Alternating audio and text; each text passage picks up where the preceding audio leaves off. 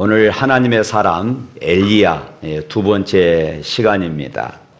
이런 이야기가 있습니다. 어느 날 마귀가 자기가 즐겨 사용하던 그런 도구들을 다 경매 처분한다는 이런 광고를 냈습니다.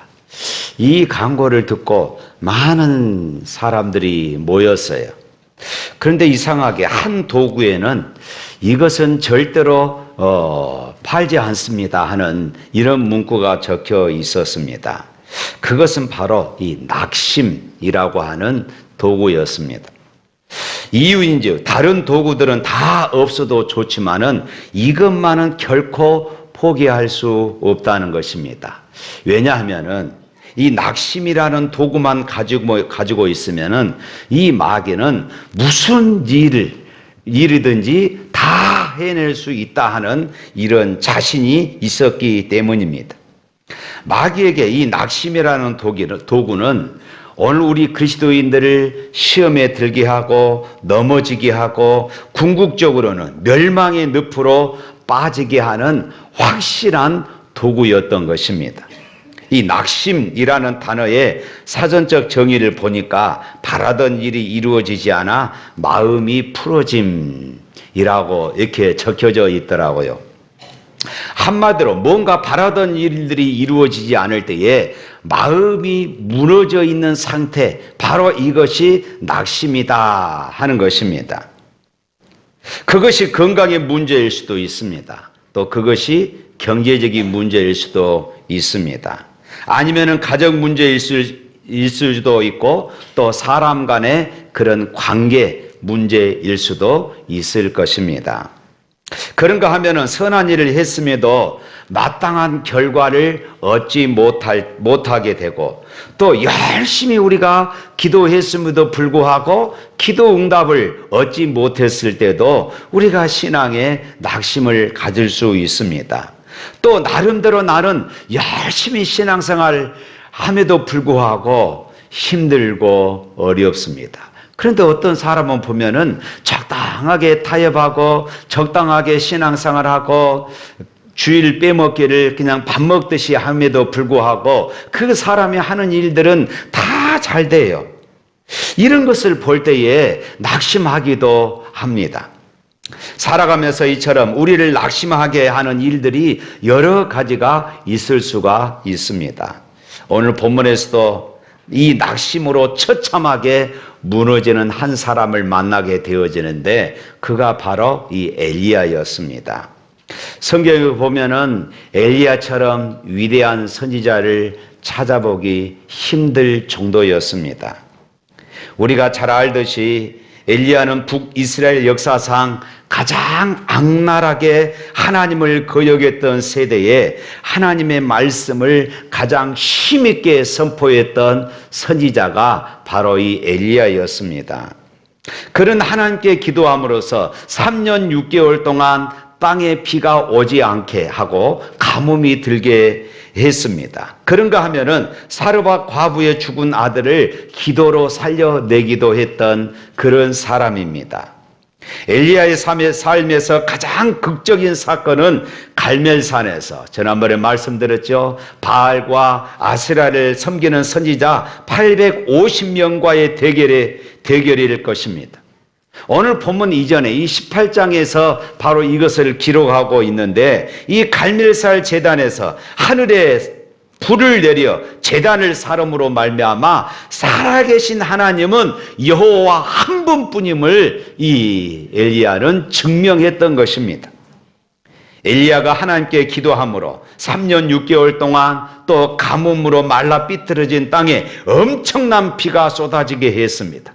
지난번에 말씀드렸지요. 이것으로 여호와 하나님만이 비를 먹기도 하신 분이시고 여호와 하나님만이 비를 내려주시기도 하시는 유일한 하나님이신 것을 모든 사람들에게 그렇게 선포했어요. 따라서 이 여호와 신앙은 완벽하게 승리를 했고 바알 신앙, 이 아세라 신앙, 이 우상 신앙은 처절하게 패배를 했습니다. 그런 가운데 엘리야는 폭우를 맞으면서 이제 왕궁이 있는 이스라엘로 들어가는 곳까지 그때 당시에 왕이었던 아합 왕의 마차를 앞장서서 엘리야는 달려가면서 퍼레이드를 하는 것을 지난번에 말씀을 드렸습니다. 한번 상상해 보십시오. 지금 아합 왕은 마차를 타고 지금 달려가고 있어요. 그 앞장서서 하나님께서 엘리야에게 힘을 주셔서 막 달려가면서 그냥 달려가기만 했겠습니까? 아합 왕에게 분명히 그렇게 이야기했을 것입니다. 왕이시여 보십시오. 하나님이 하셨습니다. 하나님이 하셨습니다. 바알이 아닙니다. 하나님이 하셨습니다. 이렇게 지금 외쳤던 것입니다. 이제 갈멜산에서의 싸움은 끝났습니다. 바알과 아세라 선지자들도 모두 죽임을 당했습니다.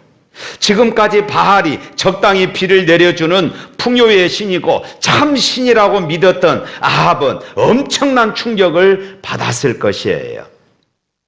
그는 억수같이 쏟아지는 소낙비를 맞으면서 이제 마차를 타고 왕궁으로 돌아오면서 수많은 생각들을 했을 것입니다. 그리고 하나님의 선지자 이 엘리야를 우리가 도저히 이길 수가 없구나 하는 이런 패배의식에 사로잡혔을 수도 있었을 것입니다. 그런데요, 이 아합 왕보다 더 독한 사람이 있었습니다. 바로 그 사람이 아합의 부인이었던 이 이세벨이었습니다. 오늘 2절 말씀에 이세벨이 이 모든 정황들을 이제 남편이었던 아합에게 듣고 나서 이렇게 말합니다. 2절 말씀 다 같이 읽어볼까요? 이세벨이 사신을 엘리야에게 보내어 이르되 내가 내일 이맘때에는 반드시 내 생명을 저 사람들 중 한 사람의 생명과 같게 하리라. 그렇게 하지 아니하면 신들이 내게 벌 위에 벌을 내림이 마땅하니라 한지라. 지금 갈멜산에서 모든 백성들이 지켜보는 가운데에서 참담하게 패배를 당한 바알과 아세라 선지자들이 이제까지 속아온 것에 분노한 백성들의 손에 의해서 모두가 다 처참하게 죽임을 당하고 말았잖아요. 그리고 바알과 아세라의 이 무력함이 온 백성들 앞에서 명명백백하게 드러나고 말았습니다. 그런데 이 갈멜산에서 바알과 아세라 선지자들이 이 엘리야 손에 죽었다는 이 얘기를 듣고 이세벨은 사신을 보내서 너도 그들처럼 죽임을 당하게 되어질 것이다. 내가 반드시 너를 죽일 거야. 지금 이렇게 말하고 있어요. 이 한마디 듣고 엘리야는 도망을 쳐버리고 말았습니다.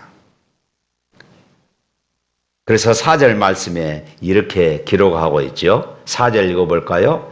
자기 자신은 광야로 들어가 하루길쯤 가서 한 노뎀 나무 아래에 앉아서 자기가 죽기를 원하여 이르되 여호와여 넉넉하오니 지금 내 생명을 거두시옵소서. 나는 내 조상들보다 낫지 못하니이다. 에어컨 2번 3번 좀 꺼주세요. 지금 한마디로 말하면 그 말입니다. 나는 이제 바랄 것도 없습니다. 하나님 차라리 나를 죽여주십시오. 여러분, 지금 하나님 앞에서 그 위대했던 엘리야 선지자가 자기를 죽여달라고 이렇게 때를 쓰고 있는 그런 모습이지요. 사랑하는 성도 여러분, 엘리야가 누굽니까? 그런 기도함으로써 하늘에서 불을 내렸던 그런 사람입니다. 그가 기도함으로 3년 6개월 동안 비가 오지 않더니 그가 기도함으로 손바닥만한 이 구름 속에서 엄청난 비를 쏟아붓는 이런 기적을 베풀었던 그런 선지자였습니다. 뿐만 아니라 그런 아합 왕 앞에서 담담하게 호통을 쳤던 그런 사람이었습니다. 엘리야 그는 기도의 사람이었고 위대한 하나님의 선지자였습니다. 그는 결코 이세벨의 협박에 넘어갈 그런 나약한 사람이 아니라는 것입니다. 그런데 방금 전까지만 해도 그렇게 승승장구했던 이 엘리야의 모습이 다 어디가 버리고 내가 너를 죽일 거야 이 한마디에 그냥 도망쳐 버려서 노든나무 아래 머리를 쳐박고 하나님 차라리 나를 죽여주십시오. 이렇게 떼를 쓰고 있는 것입니다. 그토록 화려한 대승을 거둔 직후에 엘리야는 이보다 더 처절할 수 없는 낙심에 빠지고 만 것입니다. 어느 날 그의 삶에 갑자기 찾아왔던 이 영적인 고통과 좌절, 그리고 낙심은 그에게서 이제 모든 의욕을 다 빼앗겨 버리는, 하나님 나를 죽여주십시오, 이런 상황에 이르게 되어진 것이에요. 그렇습니다. 위대했던 그 엘리야 선지자에게도 이 낙심이라는 것이 찾아왔습니다. 이 사실은 모든 사람도 낙심할 수 있다는 것이에요. 여기에 서 있는 김 목사도 어느 날 갑자기 낙심하여 무너질 수 있습니다. 장로도, 권사도, 안수집사도 누구도 다 무너질 수가 있다는 것입니다. 여러분도 다 낙심에 빠질 수 있습니다. 이 마귀는 이 낙심을 통하여서 우리를 무너뜨리기 위해서 이 낙심이라는 이 도구를 결단코 포기하지 않은 것입니다. 그래서 오늘 10절 말씀에 보면은 엘리야는 이렇게 또 말합니다. 10절 읽어볼까요? 그가 대답하되 내가 만군의 하나님 여호와께 열심히 유별하오니 이는 이스라엘 자손이 주의 언약을 버리고 주의 제단을 헐며 칼로 주의 선지자들을 죽였음이오며 오직 나만 남았거늘 그들이 내 생명을 찾아 빼앗으려 하나이다. 나 혼자 남았습니다. 나 혼자 남았습니다. 그래서 죽겠다는 것이에요. 낙심에 빠져버려서 이제는 나 혼자 남았으니 차라리 나를 죽여버리십시오. 사랑하는 성도 여러분, 어느 날 갑자기 내게만 많은 문제가 온 것 같습니다. 문제 있는 사람은 나밖에 없는 것 같아요. 애로운 사람은 나밖에 없는 것 같습니다. 몸이 약하고 아픈 사람은 나밖에 없는 것 같습니다. 어려움이 첩첩삼중으로 다가오는 사람은 나밖에 없다고, 나만 불행하고 나만 힘든 것 같고. 여러분, 그렇게 느껴질 때가 없었습니까? 어느 날 늙는다는 것이 서러워집니다. 거울 앞에 서는 것이 주름살이 늘어나는 것들이, 살이 처지는 것들이 때문에 거울 앞에 서는 것이 두렵게 여길 때도 있습니다. 젊은 때는 오라온 것도 많고 찾는 이도 따르는 사람도 많았지만은 이제 다 옛날 이야기가 되어버렸습니다. 예수님을 믿어도 내 삶의 문제가 풀리지 않으면은 영적인 침체에 빠지고 낙심하게 되어집니다. 의욕이 상실될 때가 있습니다. 이제까지 열심히 봉사하고 교회 안에서 열심히 헌신했는데 이제는 이 모든 것들을 다 내려놓고 싶습니다. 새벽기도 안 나겠다고 다짐합니다. 이제 봉사하지 않겠다고 다짐합니다. 거기다가 하나님마저 나를 떠난 것 같습니다. 나를 버린 것 같은 영적인 고독이 밀려올 때가 있습니다. 그런데 교회 와서 보면 사람들은 은혜 받았다고 그럽니다. 엘리베이터 타고 내려가면서 야, 오늘 목사님 말씀 진짜 좋았어, 은혜 좋았어, 이렇게 이야기를 합니다. 나는 일을 해도 감동이 없고 예배를 드려도 은혜가 없는데 다른 사람들은 다 그렇다는 것이에요. 그런데 갑자기 그런 생각이 듭니다. 무엇이 그렇게 은혜가 있었지? 저렇게 봉사하면서도 무엇이 저렇게 좋지? 초인적인 존재로 추앙받았던 갈멜산의 영웅이 지금 그런 상황에 놓여 있는 것이에요. 여호와의 신앙의 재건자로서 기대를 모았던 선지자가 이제는 모든 백성들을 실망시키고 탈진 상태에서 혼자 쓰러져 누워 있는 것이에요. 오늘 본문의 메시지는 간단합니다. 누구든지 낙심할 수 있고 누구든지 쓰러질 수 있다는 것입니다. 누구든지 넘어질 수 있습니다. 그러나 넘어지면 다시 일어나면 됩니다. 할렐루야. 너무나도 간단하잖아요. 사랑하는 성도 여러분, 우리를 향하신 하나님의 뜻은 절망이 아니라 소망임을 믿으시기를 축복합니다. 하나님은 우리의 절망 중에서도 소망을 주신 분이심을 믿으시기를 바랍니다. 그러므로 어떤 경우의 절망이든 사람들에게 닥친 어려움은 하나님을 찾으라는 시로입니다. 기도하라는 시로입니다. 기도할 때라는, 더 기도해야 한다는 하나님의 시로라는 말씀입니다. 할렐루야. 사랑하는 성도 여러분, 사실 오늘 본문의 주인공은 엘리야 같지만은 엘리야가 아니었습니다. 역사의 주인공, 기적의 주인공은 따로 있었습니다. 바로 우리 하나님 아버지십니다. 엘리야는 삶을 포기해도 하나님은 엘리야를 포기하지 않으셨습니다. 우리는 우리의 사명, 우리의 사역을 포기해도 하나님은 우리를 포기하지 않으심을 믿으시기를 축복합니다. 엘리야는 노뎀나무 안에서 잠들어 있었지만은 하나님은 우리를 보호하고 우리를 지키시기 위하여서 졸지도 주무시지도 아니하신 분이심을 믿으시기를 바랍니다. 하나님은 상한 갈대도 꺾지 않으시고 꺼져가는 등불도 끄지 아니하시는 분이심을 믿습니다. 내가 마냥 지치고 힘들어도, 때로는 마음이 상하고 심령의 불이 다 꺼져 있어도 하나님은 우리를 결단코 버리지 않으심을 믿으시기를 축복합니다. 하나님은 오늘 저와 여러분들을 사랑하십니다.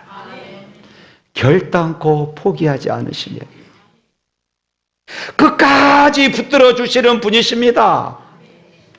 하나님은 그런 엘리야를 찾아와서 꾸중하지 않았습니다. 죽고 싶다고 말했을 때에, 그래, 내가 네 기도 들어주마, 죽어라, 이렇게 말씀하지 않으셨어요. 이때 하나님이 어떻게 대합니까? 이제 아무도 없고 자기 홀로 있는 것 같았는데, 자기 혼자라고 생각하고 죽을 것을 생각하고 있었는데, 오늘 본문을 보십시오. 그곳에 하나님이 찾아오신 것이에요. 아무도 없고 이제는 자기에게는 아무도 없는 것 같았는데, 하나님은 그런 엘리야와 함께하고 계셨다는 것입니다. 5절 말씀 한번 읽어볼까요? 5절에 있는 말씀, 노뎀나무 아래 누워 자더니 천사가 그를 어루만지며 그에게 이르되 일어나서 먹으라 한지라. 그 많은 날 동안 하나님의 일을 위한 자신의 수고와 헌신에도 불구하고 결과가 보이지 않았던 허무한 현실에 낙심하며 지쳐있는 이 엘리야에게 하나님께서 천사를 보내셔서 그를 위로하시고 그에게 먹을 것을 주셨습니다. 특별히 5절과 7절 말씀에 강조되는 단어가 하나가 있습니다. 어루만지다, 이 말입니다. 어루만지다. 5절에서도 그를 어루만지며, 7절에도 다시 와서 어루만지며, 이렇게 지금 말씀하고 있잖아요. 히브리어로 이 말은 하나님께서 특별한 의도와 그리고 목적을 가지고 위로와 계시를 주실 때에 사용되어지는 그런 단어입니다. 그냥 스쳤다 하는 그런 말이 아닙니다. 이 어루만짐은 단순히 어루만지는 것이 아니라 새 힘을 주시고 그리고 상황을 바꾸는 능력의 어루만짐이었던 것이에요. 할렐루야. 엘리야가 노뎀나무 안에서 나를 죽여주십시오 라고 절규할 때에 하나님께서는 천사를 통해서 어루만짐으로써 그가 다시 회복하고 사역을 감당할 수 있도록 힘과 능력을 주셨던 것이에요. 엘리야는 이제 나 혼자 남았다고 말하며 죽겠다고 말했는데 하나님은 함께 하실 뿐만 아니라 어루만져 주시고 그를 회복시켜 주시고 계신 것입니다. 여러분 이 이야기 다 아시죠? 바닷가에 어떤 사람이 걸어간 발자국입니다. 어떤 사람이 잠을 자는데 꿈을 꾸었습니다. 그런데 그 꿈속에서 주님을 만났어요. 주님께서 말씀하십니다. 세상 끝날까지 내가 너와 항상 함께 하리라. 너무나도 감동해서 그는 인생의 길을 걸어갑니다. 하나는 내 발자국이고 하나는 주님의 발자국입니다. 그런데 어느 순간 발자국이 한 사람 발자국밖에 없어요. 가만히 보니까 그때가 자기가 굉장히 힘들고 고통스럽고 어려운 시기를 보내는 바로 그런 시절이었어요. 이 사람이 화가 나서 예수님께 물었습니다. 예수님, 내가 저때 가장 힘들었었는데 그때 예수님은 도대체 어디 가셨습니까? 그때 예수님께서 이렇게 말씀합니다. 얘야, 네가 너무나도 힘들어서, 네가 너무나도 고통스러워서, 네가 걸을 수도 없었단다. 그래서 내가 지친 너를 안고 걸어간 내 발자국이야. 저때 너는 내 품에 있었던 거야. 할렐루야. 사랑하는 성도 여러분, 지금 여러분의 상황은 어떻습니까? 지금 힘들고 어려운 상황이 아닙니까? 모든 것을 포기한 엘리야와 같은 이런 상황은 아닙니까?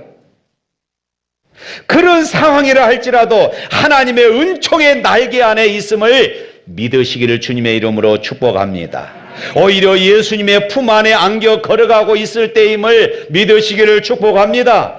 하나님께서는 노덴나무 아래에서 낙심과 절망 그리고 포기의 잠을 자고 있는 엘리야를 채찍질하지 않으셨어요. 아마 저 같으면은 야 임마 일어나, 너 지금 뭐하고 있어? 그동안 내가 너에게 얼마나 능력을 주었는데 이거 무슨 꼴이야? 하면서 책망을 했을 것입니다. 그런데 하나님은 천사를 보내시고 어루만져 주셨어요. 위로해 주셨습니다. 먹을 것을 주셨어요. 그리고 함께 해 주셨습니다. 그리고 죽지 않게 일용할 양식을 주셨고 40주야, 이 40주야는 40일 동안 밤낮으로 걸어가는데 힘이 빠지지 않는 이런 능력, 이것을 320km 정도 된다고 그럽니다. 그런 능력을 하나님은 엘리야에게 부어 주신 줄로 믿습니다. 사랑하는 성도 여러분, 여러분의 자신에, 여러분들의 가정에, 여러분들의 일터에, 여러분들의 신앙에 혹시나 낙심이 있고 풍랑을 맞았습니까? 어두운 터널을 만나셨습니까? 그때 보통 사람들은 낙심합니다. 낭망합니다. 때로는 신앙도 팽개쳐 버리기도 합니다. 그러나 예수 믿는 사람들은 낭망치 말아야 합니다. 왜냐하면 그 시간은 오히려 하나님께서 일하는 시간이기 때문에 그렇습니다. 하나님께서 우리를 안고 계시는 시간이기 때문에 그렇습니다. 할렐루야. 어떤 경우에도 부정적인 말의 사슬로 자신을 얽매지 마십시오. 부정적인 말로 포기하지 마세요. 우리는 주만 바라볼지라 찬양을 잘합니다. 사랑하는 성도 여러분, 주님만 바라보십니까?